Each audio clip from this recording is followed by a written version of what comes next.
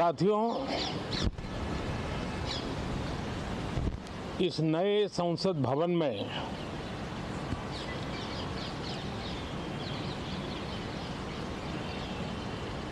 जो पहला सत्र हुआ था, उसके आखिर में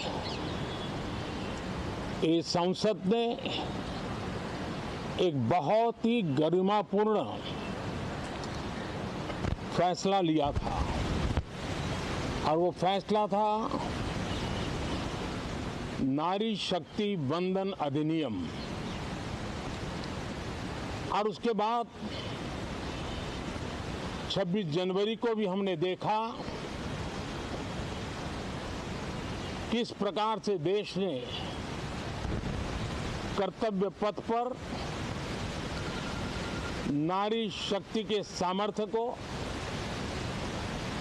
नारी शक्ति के शौर्य को, नारी शक्ति के संकल्प की शक्ति को अनुभव किया। और आज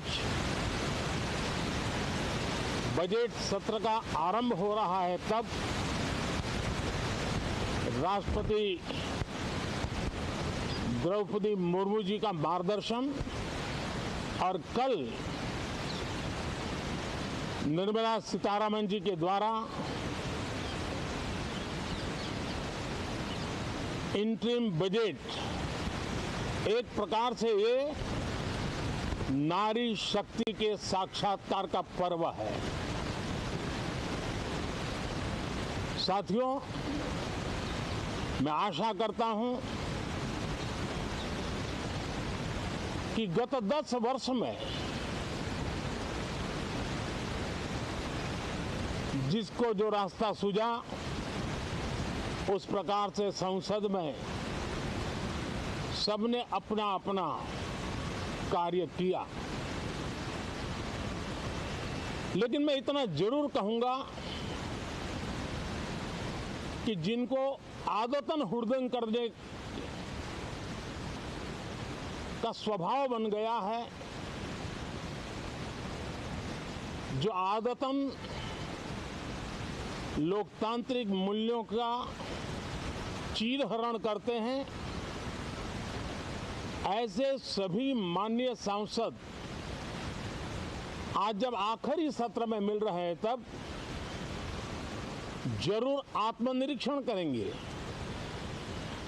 कि 10 साल में उन्होंने क्यों किया। अपने संसदीय क्षेत्र में भी 100 लोगों को पूछ ले, किसी को याद नहीं होगा, किसी को नाम भी पता नहीं होगा जिन्होंने इतना हुड़दंग हो हल्ला किया होगा। लेकिन विरोध का स्वर तीखा क्यों ना हो, आलोचना तीखी से तीखी क्यों ना हो, लेकिन जिसने सदन में उत्तम विचारों से सदन को लाभान्वित किया होगा, उनको बहुत बड़ा वर्ग आज भी याद करता होगा। आने वाले दिनों में भी जब सदन की चर्चाएं कोई देखेगा, तो उनका एक एक शब्द इतिहास की तवारीख बन करके उजागर होगा। और इसलिए जिन्होंने भले विरोध का किया होगा, लेकिन बुद्धि प्रतिभा का दर्शन कराया होगा, देश के सामान्य मानवी के हितों का कंसर्न दिखाया होगा, हमारे खिलाफ तीखे से तीखी प्रतिक्रिया की होगी, उसके बावजूद भी मैं अवश्य मानता हूं कि देश का एक बहुत बड़ा वर्ग,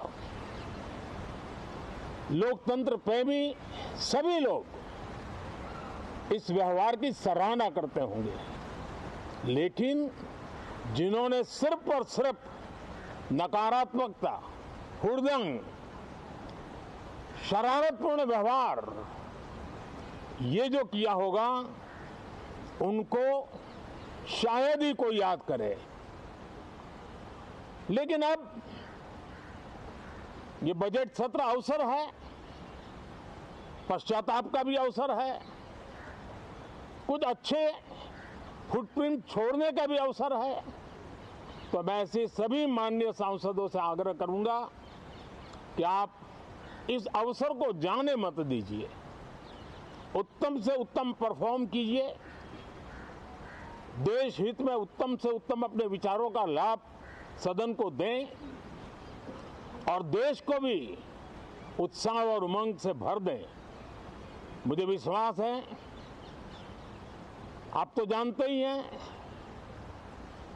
कि जब चुनाव का समय निकट होता है तब आमतौर पर पूर्ण बजट नहीं रखा जाता है। हम भी उसी परंपरा का निर्वाह करते हुए पूर्ण बजट नई सरकार बनने के बाद आपके समक्ष लेकर के आएंगे। इस बार एक दिशा निर्देशक बातें लेकर के देश की वित्त मंत्री निर्मला जी